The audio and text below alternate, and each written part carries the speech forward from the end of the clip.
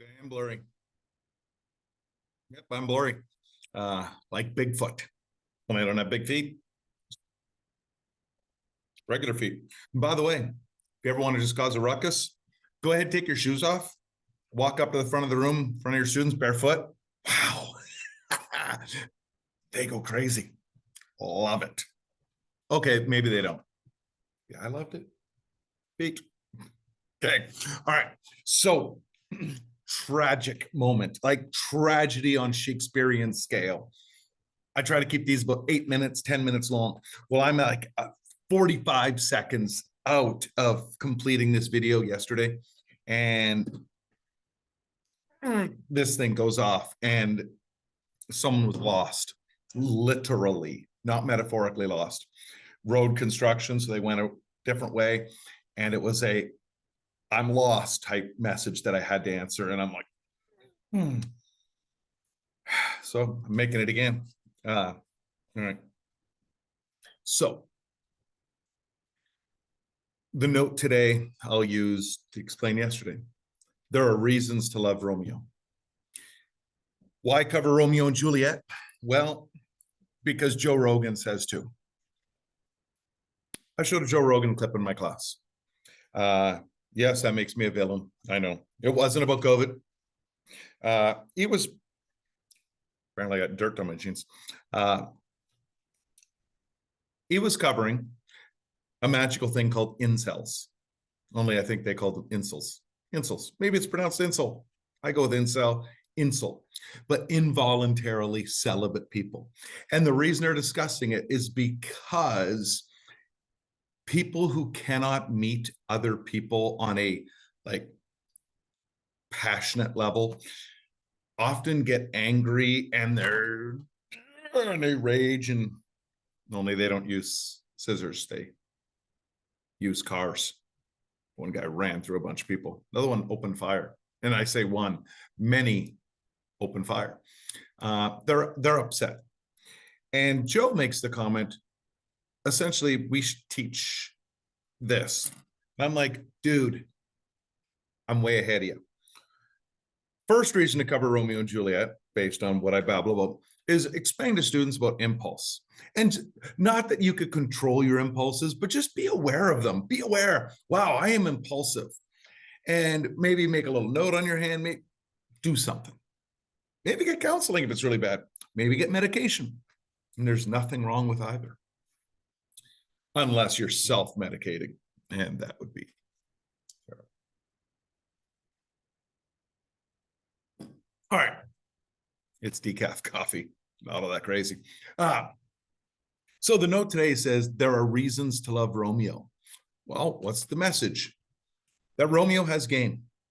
Well, what's his game? Well, again, as I was about to say, as I said yesterday, but no, you have no idea what I said yesterday, because Romeo offers Juliet a couple things. First one is lame. I love you. Any guy could, I love you. And I would argue that's kind of a flaw with a lot of dudes. They immediately go to that and lame. Have more to offer. But Romeo offers something else. He's rich. That's handy. Doesn't mean it's the go all end all, but it sure helps. Next, Romeo's good looking. Good to be handsome. Ignore. Yeah, I even joked on that. But again, those are very superficial, and that would indicate Juliet is, one of the type of girls that the nice guys on Reddit go crazy about. Now, this one is swinging towards more opinion on my part than actual fact, but since I'm the one teaching, here's my opinion. Juliet is going to be in an arranged marriage. Juliet, while given the option to marry Paris, what if she would have refused?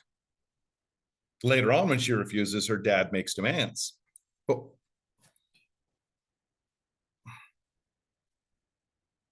what if she would have refused?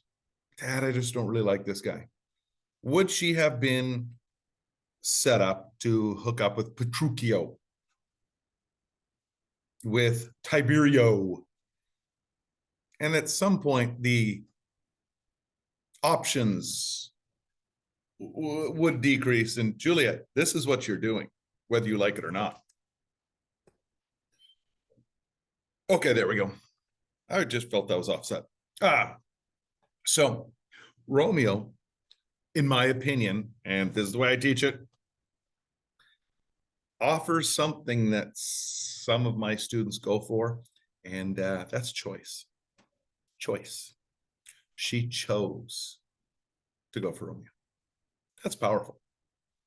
Now, I would argue some of my students who do it, don't do that. Don't do that. Do I mention this to them? Yeah. Again, awareness. Does it change anything? No, but at least I covered my bases. If you absolutely hate your dad, and so you decide, hey, hooking up with Guido here will get me out of my house. So I'm now with Guido. I'm out of my house. Great. But are you now trapped with Guido? Did you just switch dad for Guido? And you've actually taken away your choices?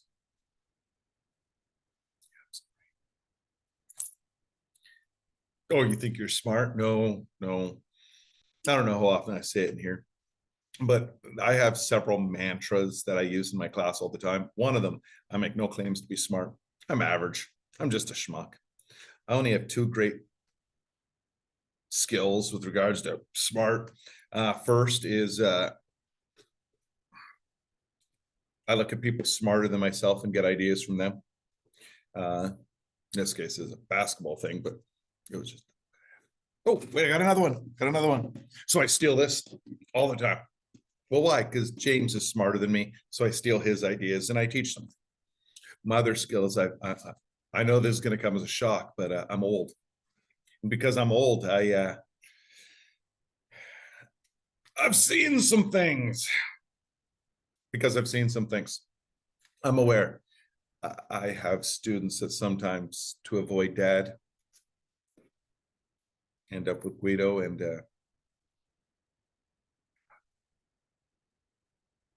choice. Keep all your choices open. All right.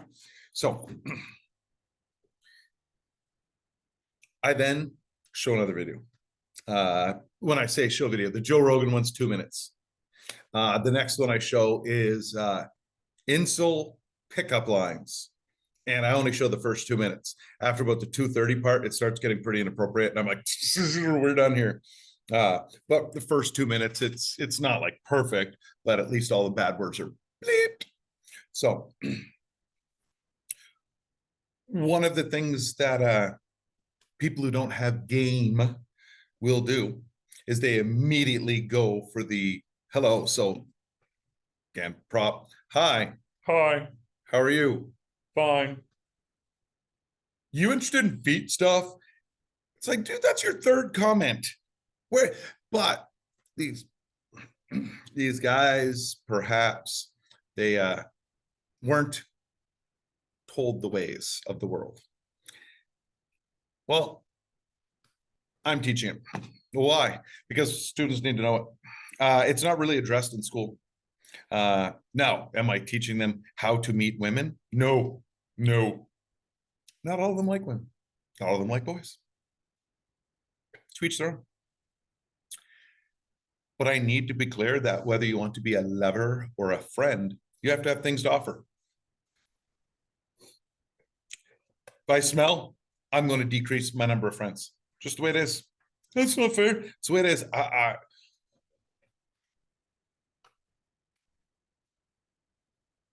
would assume this is knockoff Vicks, but I love Vicks. Now, I don't mean I love the smell of it. There we go. But it does keep your passages clear. However, there's another reason why I keep it on my desk. Right now, I can't smell stink bottom yogurt. Next, I'm not going to confront stink bottom yogurt to say, hey, you stink. I'm going to go to the office and be like, please, counselor, call in stink bottom yogurt and be like, hey, and we have avenues available. And you're really judgmental. No. I don't judge. I mean, I judge the smell. I'm not enjoying it. Am I supposed to like, you smell, but I love it because no. I don't point anything out. I just discreetly, and now I can't smell it. And then I go to the office and I'm like, please help, help. Because that kid is alienating everyone around them. It's not necessarily their fault, but it's not just smell. We had a dude who had a pickup line. He, not that this individual would ever watch it, but he had a pickup line involving a bottle of pop, an Orange Crush. And he may have put the Orange Crush on a girl's desk and said, I have a crush on you. Well, that's sweet. He had someone else do this. Oh, he should have done it. Well, he didn't just do it for one girl. He's a player. Yeah, it didn't go over well. It didn't work. Well, you could argue because girls don't give guys like him a chance, but why not? Well, partly because girl A knows that girl B, girl C, girl D, girl E, girl, and so on, all are getting hit on by this guy. This guy also got on the phone and ooh, Instagram, click like, or whatever you do on Instagram, like, all their help. Be like Romeo. What does Romeo do? Well, he offers choice. Well, I offer girls choice. It's not, you got to apply it to your own life. So on my door, it says, what do you have to offer the love of your life? What do you have to offer? I love them. As I pointed out before, golden retrievers can do that. When I get home here in a couple hours, Augie the doggy and Stella de Bella are going to be thrilled to see me. They are going to be so happy. And if I was to lay on the floor, Augie would just lay there and roll over and be like, rub my belly. And I will rub the belly and I will be happy about it. Except that isn't really what you want in a relationship. Maybe you'd like someone to have a conversation with. Maybe you would enjoy someone to take you to the fancy places, fancy like Chili's on a date night. It's not. Yes, it is. It's Chili's because I love Chili's. It's my favorite restaurant. Love Chili's. Chicken crispers, amazing. Their burgers, the big fat ones. I love Chili's. Like favorite restaurant, like Five Guys, Chili's. I love them. Their cheese fries. Yeah, lots to love at Chili's. I hope it never goes out of business. What about the other place? I don't really like the other place. No offense to the other place. It has its moments. I had a really great burger there a couple years ago. I love Chili's. Well, great. I'm glad you spent the last 2 minutes talking about Chili's. No problem. Have something to offer.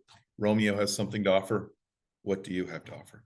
What does a person have to offer to a friend, to a potential lover? Both times I said it like that. So let me repeat it. Friend, lover. There, that way I didn't make it weird. It's because SNL, they have that lover skit. Boys broke out laughing during the skit. All right, that's all. I taught Romeo and Juliet today to explain that there are reasons to love Romeo and that my students need to learn those reasons, but also have reasons that people want you as a friend. If right now you're thinking, I don't have any reasons, that's okay. They can be learned. You can learn charm. I mean, I